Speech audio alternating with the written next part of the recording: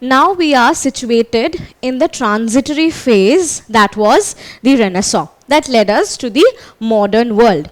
But how did this phase come into existence will be discussed only when we get to know the causes that went behind the advent of the new ideas of Renaissance. In order for us to understand the age of Renaissance, it is very important to look at the causes that gave rise to it, right? So do you remember that the Muslims and the Christians came face to face in a particular religious war? Now this religious war was known as the Crusades. Now this war was the holy war that was fought between the Muslim Turks and the Christians to gain the holy land, Jerusalem. Now it was not only Jerusalem that was, being fought, they were fighting for. They were also fighting for places like Antioch and Anatolia, right? That was very important for the Christians.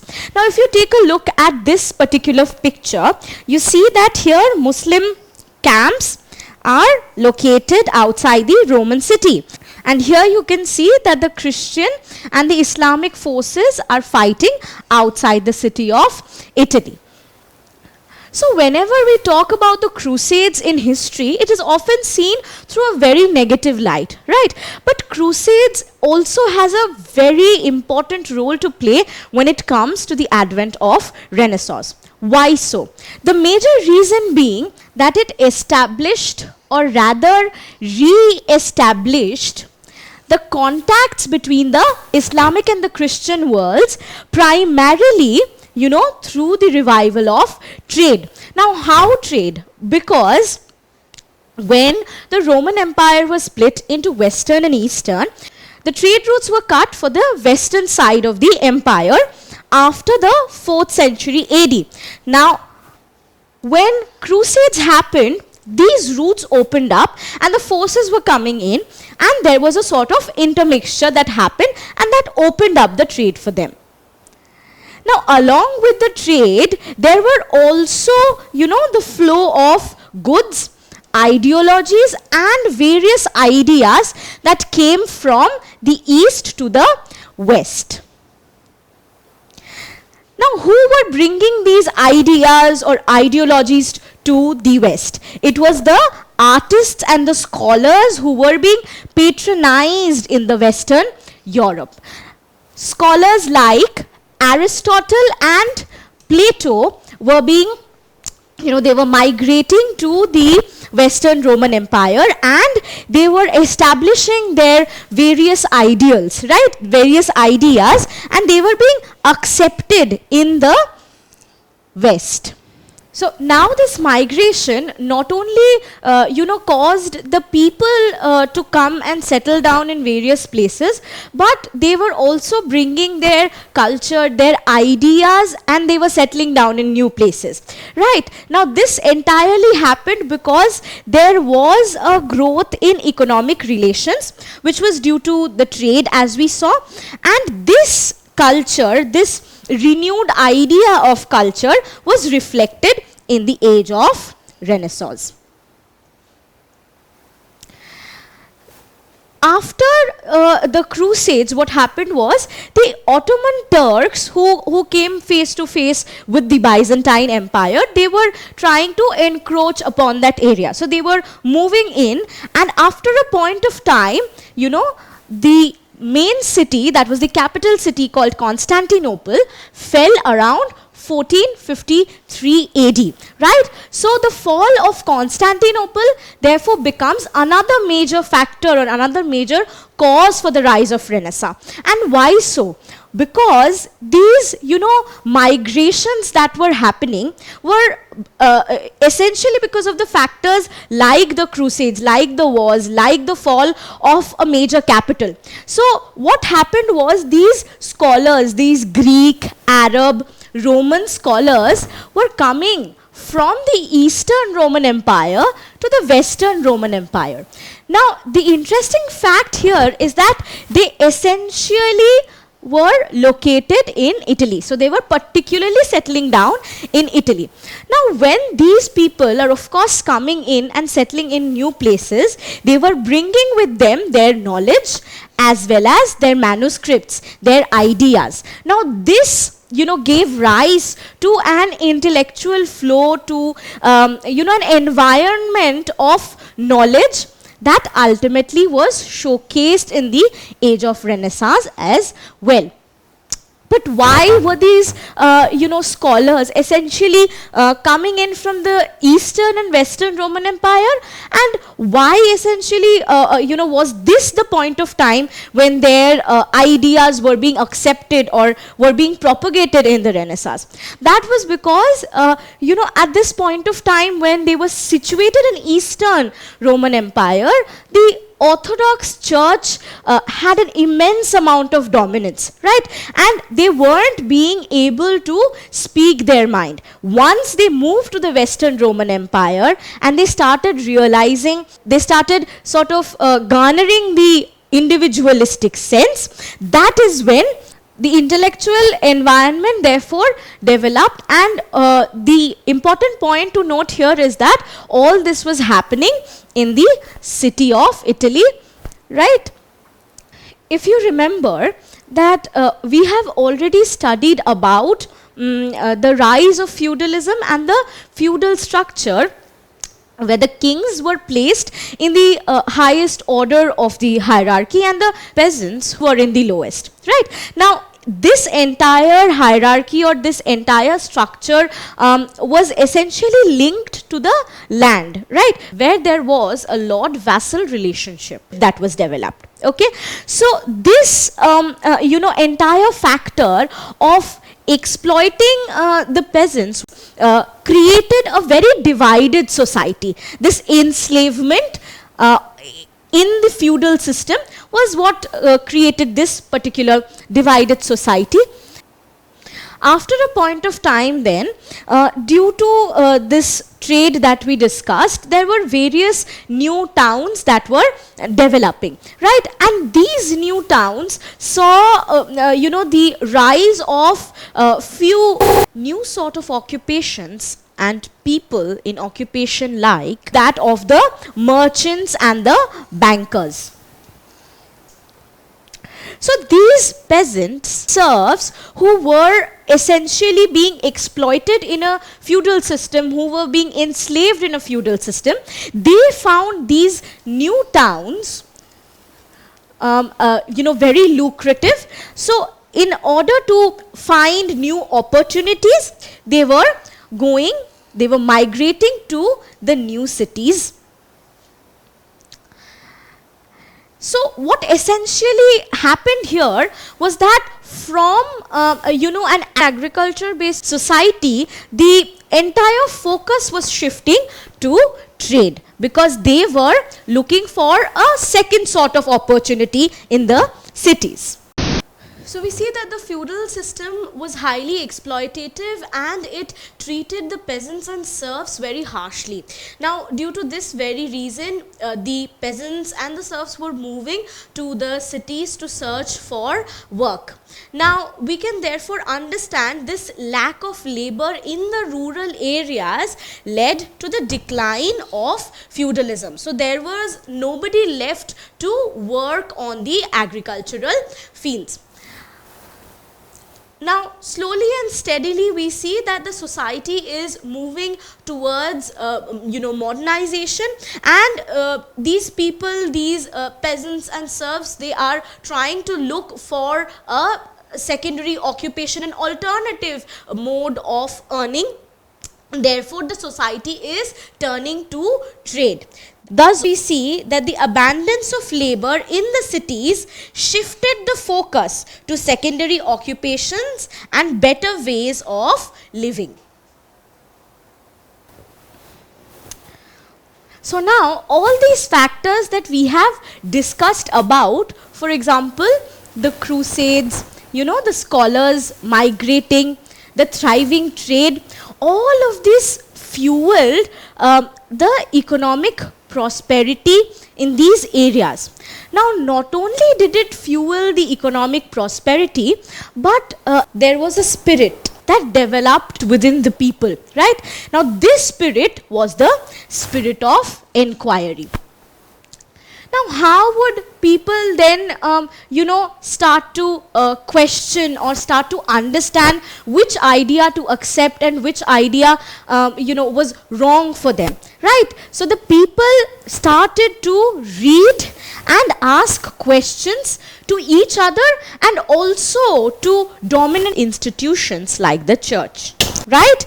And they were now conscious and they were focused on the well-being and interest of themselves, right? We have already studied about individualism. So this sort of factors was the reason why the focus shifted from God to the individual self.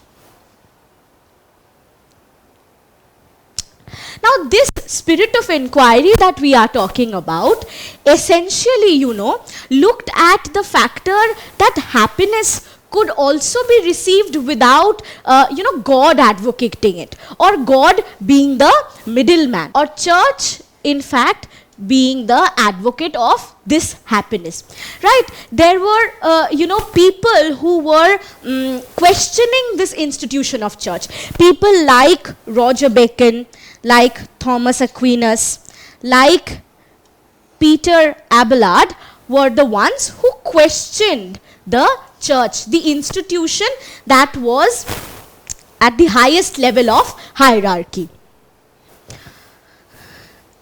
So now, how would these people therefore come to know about what is right and what is wrong if they do not know about what the institution of church deals with, right? So that factor developed from reading, right? But how would they read in that age? So if your answer is the invention of printing press, then you're absolutely right. The invention of printing press gave the people the accessibility to read. Now, reading became accessible to masses, and this habit of reading, or this idea of reading, developed the sense of individuality in them and also developed self-consciousness. How so? Because when they were reading about the church, reading the Bible, they were being able to understand what the Bible actually states, right? But do you know who exactly invented this printing press? So Johannes Gutenberg, a man who was born in Germany in the city of Mainz, came up with this idea of a mechanical, movable type of printing press. So essentially his methods used a movable type, right, with certain blocks made of iron that used oil ink, and that was used to mechanically print on papers, right? So the invention happened in 1439, right? And Johannes Gutenberg revolutionized this entire, idea of publishing. So there was a spark, it was a revolution that something like a printing press could be created, right? So essentially one of the, hits that Johannes Gutenberg created was his 42-line Bible. Now, what is a 42-line Bible? A 42-line Bible is basically a Bible in which each page would have 42 lines written in it. Now, this 42-line Bible was much cheaper than the handwritten Bible, and thus it was easily available to people. This 42-line Bible was printed in 1455, after which the entire industry of publishing was created in Europe. So as you saw that this, easy access to knowledge, to intellect, was what created this surge, this idea that, people could understand and consciously decide of what was right and what was wrong.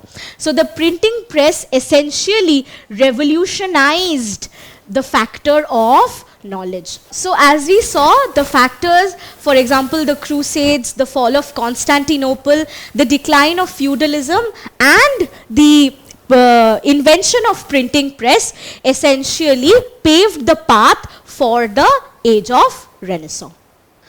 Now we saw that during all of these, causes like the Crusades, the fall of Constantinople, a lot of people were shifting and they were migrating with their ideas. But where were they going? So we see that Italy in 15th century is the place where all of these people are migrating and settling in. So Italy was the first place that was hit by the Renaissance ideas. So thus we see that the Renaissance ideas are being established in Italy by various families, and they are promoting it, patronizing it. We can view that by the story of Italy in 1469, when a nobleman called Lorenzo de' Medici, who belonged from the wealthy family of Medicis, took over his family business of trading and banking. So essentially they were traders and they were merchants. Now, because of the growth of economy due to the open trade routes, their wealth also kept increasing at this point of time. And Italy at this point of time also saw the influx of various people, right? Because of various factors, people were migrating to Italy. Now the primary factor was of course the Crusades, which opened up various routes, but also the reason that Italy was situated, it was a coastal area, right? And also the factor that it was a major Christian center, which was important to the Christian people. Thus the Medici family, who were wealthy, they thought that money should be used in promoting beauty, truth and wisdom, right? Because these were the people who were ideally patronizing the artists. These were the people who were housing the artists so that the Renaissance ideas could be promoted, could be supported by economy. For example, we see the picture of Michelangelo here. Do you know that Michelangelo and Lorenzo de' Medici, they were very close friends, and even Michelangelo stayed there for 5 years and they dined at the same table, right? So Italy therefore became the place where all these new ideas were growing, and it was because of the growing prosperity trade, because of families like the Medicis who were patronizing the artists with the wealth that they had. Now, where specifically in Italy? It was Florence which saw the banking and financial institutions grow. We have already discussed that new guilds were coming up in the cities. So thus we see, because of these financial and banking institutions, Florence saw the first ideas of Renaissance flourish there. Now, prosperity in trade also therefore fueled these ideas in Florence. Now, can you tell me in which city did Renaissance first take place? Was it Venice, Rome, Florence or Naples? That's right, it was Florence. So we see that Italy was utilizing all of its resources, which made its environment economically and culturally conducive to progressive ideas of the Renaissance. Now, not only was Florence flourishing, we see places like Venice and Genoa becoming very vibrant centers during the time of Renaissance as well. Thus, we saw how exactly the advent of Renaissance happened, from where the causes gave rise to the new idea as well as the rebirth of older times. Thus we see how the Renaissance ideas were growing in Italy, which ultimately affected the ideas of modern world.